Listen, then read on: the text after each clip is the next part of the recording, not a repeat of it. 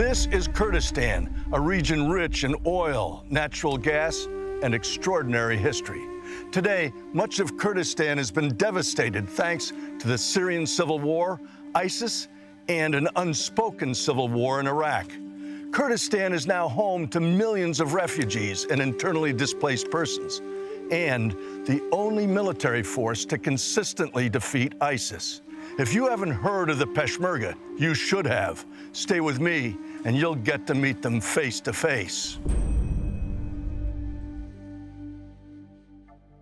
Radical Islamic terror isn't confined to just ISIS or the Middle East. It's come to America more than 80 times since 1972, killing more than 3,100 of our countrymen. The 2 December 2015 attack in San Bernardino, California, is the deadliest attack on American soil since 9/11/01. The Obama administration says new laws limiting Americans' Second Amendment rights will mitigate this threat. But there's a better answer: supporting America's forgotten ally, the people of Kurdistan, and their legendary fighters, the Peshmerga. For centuries, the Kurds, the largest ethnic group in the world without a homeland, have fought for their independence. Since the 1940s, Kurdish fighters known as the Peshmerga have battled governments in Turkey, Syria, Iraq, and Iran. Today, Peshmerga fighters are defending a semi-autonomous region of northern Iraq. And since ISIS invaded their lands in August of 2014, the Peshmerga have been engaged in all-out war. Civil wars and radical Islamist terror have created a catastrophic flood of refugees unlike anything seen since World War II. More than 14 million have fled, many of them trying to find their way to Europe. In June of 2014, ISIS seized Mosul, the second largest city in all Mesopotamia. And in August, ISIS intended to take all of Kurdistan. It was here, on the banks of the Tigris River, that President Barzani organized the resistance that kept them at the top of this mountain, in this triangle between Turkey, Syria, and Kurdistan. Overlooking Mosul and the ancient plains of Nineveh, I'm reminded that this is the land of the Old and New Testament. It's reminiscent of World War I trench warfare, with opposing forces dug in, facing each other under constant threat of attack, often just a few hundred yards apart. We are at the point right now. They call it Marsad. It's where they oversee the front line. They can see the entire front line from here. And it's geographically in control of the entire area. And it's also a base, backline base for those. It's right here? There. Yeah. Where you can see the smoke is where the ISIS positions are. So the smoke that's out there on the horizon? Yes. Yeah. It's from an airstrike? Yes. Over there. It's a strike from the Air Force, through the coalition forces. When they are 100% sure about the information they get, they just lift and then come and try to target that position. Do you have any friendly troops, any Peshmerga, forward west of that line right here? Do you see the line over there? That's a trench. Yes. Yeah, and that's a defensive trench. No civilian. There are no civilians in this place anymore. And whenever they get information about the civilians coming here to get their stuff back from where they used to live, they don't hit them. Does ISIS, Daesh, have artillery that can reach your lines? Yes, they have artillery. And mortars? Yeah, they also get lots of mortars. This is the front line of the Mosul front for the Peshmerga, contending with ISIS right at the bottom of this hill. What do they have to fight with? Ancient AK-47s, a handful of M16s, T-55 tanks from the Soviet-era 50s. And why? It's because we haven't given them the weapons they need to fight and win against ISIS. This is an American Humvee. وقتی داعشاتین حکمت عراقی شکست اکجور هلا گلک شوان ما یش معسكرية حکمت عراقی تینا نذا و گلک یشوانا And the other one, they took it from ISIS. We gave this to the Iraqi army, and the Iraqi army, the cowards, fled, and ISIS captured it from them, and then you captured it from ISIS. قالك جيت دست داعش من ما يجي دست داعش شو Yeah, Daesh captured a couple of many vehicles from the Iraqi army, and they captured them from ISIS. جبانای تیلوین Yeah, the cowards left them, قهرمانا فایده and the بخود champions جدی took them. بشمرگه And you're using them. It would have been shorter if we'd just given it to you to begin with. As we travel along the front, we can see scores of wrecked villages, homes, businesses, churches, mosques, all destroyed, the previous occupants dead or fled. Heading west toward the Syrian border, we went to the top of Mount Sinjar, overlooking the city of the same name that was once home to 500,000 ethnic Yazidis. When Sinjar was captured by ISIS in August 2014, tens of thousands of Yazidis fled into the mountains, and upwards of 5,000 were captured by ISIS and murdered. Several thousand Yazidis are still encamped atop the mountain. As we approached the Kurdish military outpost on the outskirts of Sinjar, the Peshmerga were making preparations to retake the city. So tell me what we've got here. This is your forward position. و 2014 می‌هاتین ویدری. حتی به گاویجیک باید می‌گوده پیشه که شهر مازن هاتن که نیل ویدری وانا. و پیش مگی نه یک بوسجی پیش وبید. حتی به گاوی. Let them take 1 inch from this spot. How often do your troops take fire from them here? سه وقتی زان گل جای باید سحاری وانا. Sometimes it's in the mornings and evenings. RPG? ها RPG BKC قناص. Mortars, ناتو دوشکا. 16 dushkas and همین سلاح الویدی بکاری they نادیم. use all different types of weapons against them here. They need, yeah, there you go. That was the airstrike? So what was that target? لبين الداعش المقرات دواني خلفينا. That's the back lines. There are some bases there. أمريكاش بعاش تودري قال جالودي تجمعات وان شد بنوانا. They do some آليات وان تجهن ودري. They bring their armored materials and so on. So that was an important target. Are there any civilians left in this city? نا كسن. All Daesh. حمي داعش. Yeah, all Daesh. براسي من بشيكش قلتم يك دنياي ممنوع دولة حلفانا خاصة He's really thankful for the coalition forces, especially the هندي United States. وقتی أما بجهاز تنصل طوانات They're really afraid of the airplanes. Yeah. Yeah. They should be. Yeah, this is reality. Yeah. And whenever they hear this, أوان they usually get orders from the commanders to just Hide. hide themselves. These are the closest Peshmerga lines to ISIS right down at the bottom of the hill in Shingar City, which has now been completely evacuated. There are no friendlies left, no civilians left. All there are is enemy soldiers from ISIS and brave Peshmerga fighters who go down to engage them. And of course, airstrikes like we've just seen. This is the front line of freedom for the people of Kurdistan. 2 days after we left this outpost, and despite the odds, the Pesh launched Operation Free Sinjar and retook the city and a crucial crossroads to Syria. The Islamic State may have lost Sinjar, but they still control Mosul, Iraq's second largest city, once with a population of 2 million. Though both the Pesh and ISIS are all volunteer armies, the radical jihadis in ISIS aren't just willing to die for their cause, they want to die. Worse still, a widely available illicit drug called Captagon is being employed by ISIS fighters to make them hyper-aggressive and practically impervious to pain or fatigue.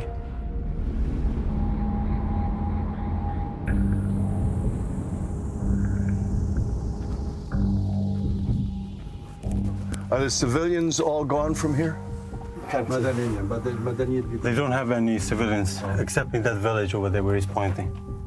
And how many troops do they have in Mosul? ISIS? They probably have 4,000 to 5,000 troops. Yeah, it's like the nest, you know. And lots of IEDs. All of this area has been set up by IEDs. Are there still people fleeing from Mosul, able to get out? 4 nights ago, a family came here. There were 7 people. Daesh was shooting at them. The Peshmerga actually saved them from Daesh when they were shooting at them from behind. And would they be taken to one of the refugee camps? And Campeki. Yeah, they took them to a refugee camp. This would be a perfect place for a forward observer team. يعني باش تعرف أحسن موقع بو يكستطلع يسحكتي. Yeah, whenever a team comes here, they use one of our positions. That village is Fazliya. There are civilians in that village. They also have, Daesh has also bases in there. General, a few moments ago, your observers saw movement down below, but you ordered them not to fire. Why? It was a couple of children with them, and it's forbidden. Nobody can accept shooting at children. But Children are Daesh would not innocent. have any trouble firing at children. But Daesh دادن تبچیکا. They are a terrorist group known in the entire world. We have a huge difference between our values and their values. The Peshmerga are in desperate need of more than weapons, ammunition, and military vehicles. Medical care for their wounded, when available at all, is rudimentary at best. American NGOs like Light of the Lord Global Missions are stepping up to fill the gap. These are first aid kits, military first aid kits, 50 of them, but we have many more coming. Hopefully save some lives. These are the first 50 of 500 that we will ship out. And it's from an organization called Light of the Lord Global Missions. They're really grateful, and they will distribute among their Thank you. troops. The civil war in Syria and ISIS have created the largest refugee catastrophe since World War II. 14.5 million refugees across the southern littoral of the Mediterranean. Here on the border of Syria and Turkey and Kurdistan, millions of people internally displaced and having fled the violence that left them homeless and now being taken care of in camps like this all over Kurdistan with no help from Baghdad and very little help from the rest of the world. What you're seeing here is the end result of the world turning a blind eye to what has become a genocide. So how many total refugees here? It's 2,200 families, 12,000 persons living here. 12,000 people. Who pays for all of this? The tents, the food, the water, the electricity? UNHCR Supervising both camps. And then we have the Barzani Charity Foundation, who brings food every month to the camp. You're the manager of this center, right? Yes. Tell me what you do here. Center is Community Social and Legal Support Center for IDPs.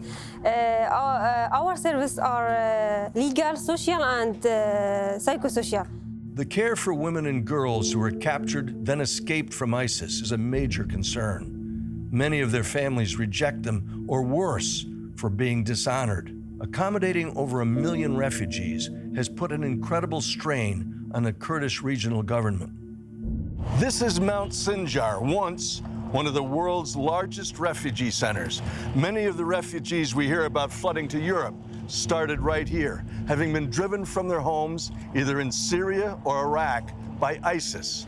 By the summertime, these mountainsides were full of refugees. These children are what's left. Still thousands of people here, and winter's about to set in. And were it not for NGOs, non-government organizations, charities like Samaritan's Purse, or the Barzani charities, or UNICEF, they'd have nothing. All this because ISIS occupies just the other side of this mountain. They would be here, still killing them, were it not for the Peshmerga. It's going to stay that way until ISIS is destroyed, and that doesn't seem to be happening anytime soon. How many of these families have decided we're not going to do this anymore? We need to go and become part of the refugee flood that's gone through Turkey, into Greece, and into Europe. The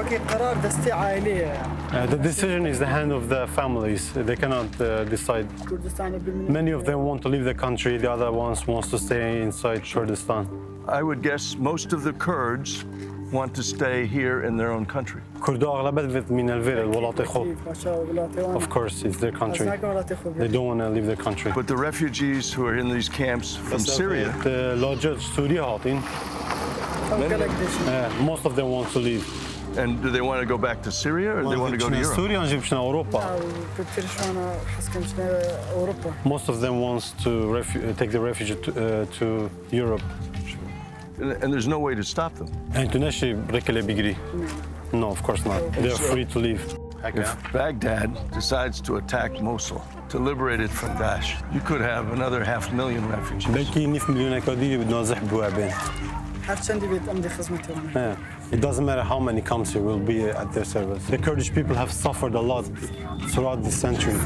And whatever the Kurdish people have experienced, they understand the situation of the IDPs. That's why we're always supporting them.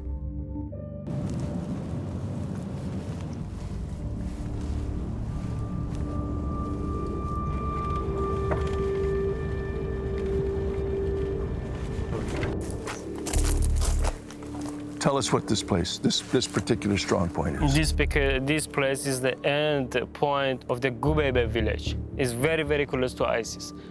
Daesh come in here and attacked all village around the Mahmud city and Mahmud city. Did they capture the city? Yeah. And in one day, the Pesh drove them out? Yeah, and Daesh remained in this area for 2 nights and 3 days. This is the way of war for ISIS. Seize a village, murder the occupants, and then flatten everything by cutting the posts with explosives, wiring it for IEDs so that the engineers coming in from Peshmerga get killed when the house collapses. It's that way all across Kurdistan because ISIS can do nothing but rape, pillage, and destroy.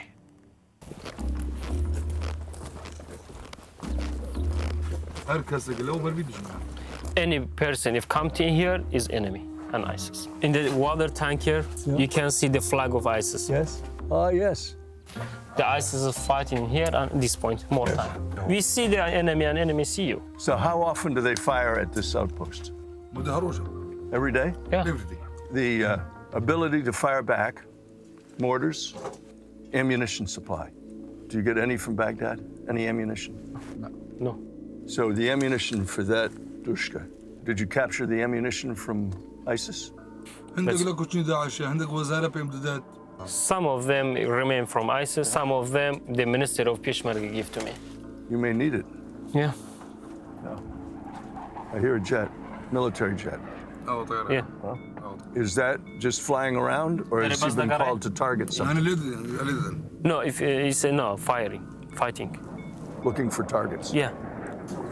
We see the Sultan Abdullah village there. You see the airplane fighting? You see the airplane very reality fight the ISIS.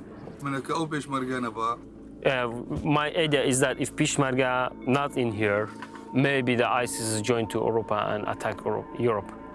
If you could tell the American people how they could help you the most. At the first, I'm saying, this Peshmerga will replace all the army of the war is here. And I say here for the USA force and people of USA, this Peshmerga is here, replace you and protect you. And we want life like all people of the world, very relaxed in my land. And we want life in with freedom.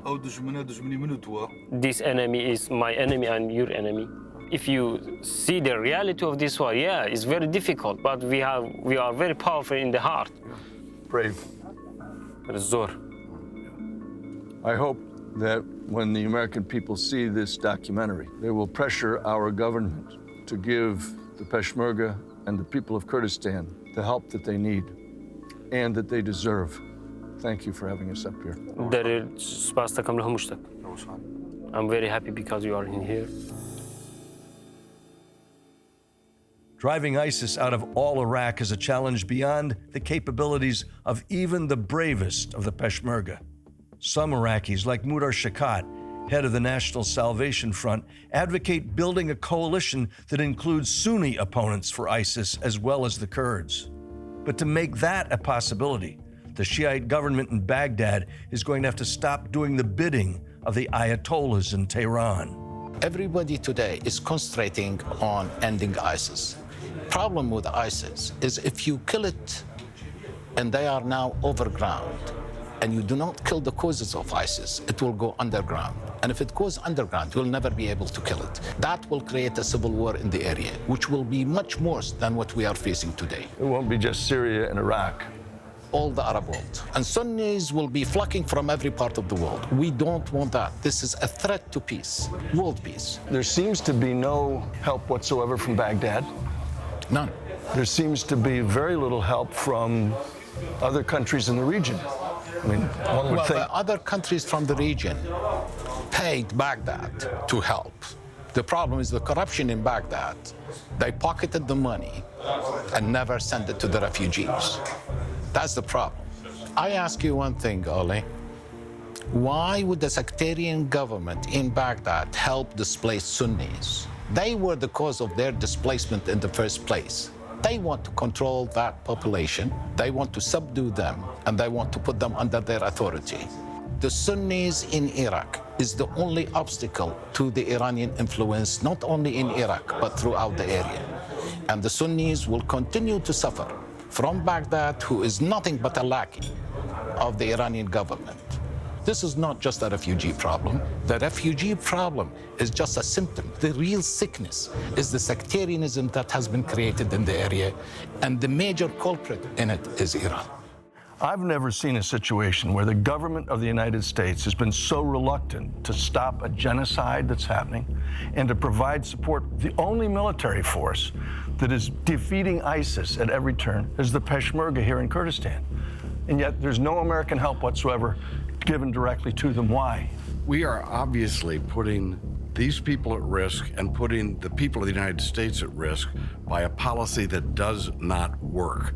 Now, I don't know why the people who control our government now, I don't know why the Obama administration can't get itself to say, it's not working. What can we do to calm that situation down, to make sure the Sunnis that are here are brought into the fight against ISIL, against these terrorists that murder people? People in the United States are not safe because of the failure of what's going on here. We need a new strategy that's based on decentralism. We need a new strategy that would have an autonomous Sunni region as well as a Kurdish region so that the evil forces that are at play here and are winning now can be defeated. We have allies. We're not treating our allies well. I think one thing we can do is we could move a resolution on the floor of the House of Representatives. We've got new leadership there now, a resolution that would commit the United States to supporting the free people in the northern part of Iraq. And the city of Sinjar has become the Stalingrad. And there are about 500 trucks a day that openly roll in there to resupply, and we do nothing from the air when we can knock every one of them out. Resupplying ISIS. We were there. Exactly. And what you heard is exactly true. I consider America the land of the free. We look to America. We want to embrace the values of the American people. We want the American people to stand with us in our plight. Once Churchill was asked about the Americans, he said the Americans will do the right thing after they try everything else. I hope he was right. We've shown you the remarkable challenges faced by the people of Kurdistan, the consequences of the horror perpetrated by ISIS, the failure of Baghdad's government to respond. You've seen the refugees in camps all over this part of the world. And we've shown you the remarkable bravery of the Peshmerga forces. Now the question remains, what should the American people be doing to help the people of Kurdistan? That question may remain open until the next election.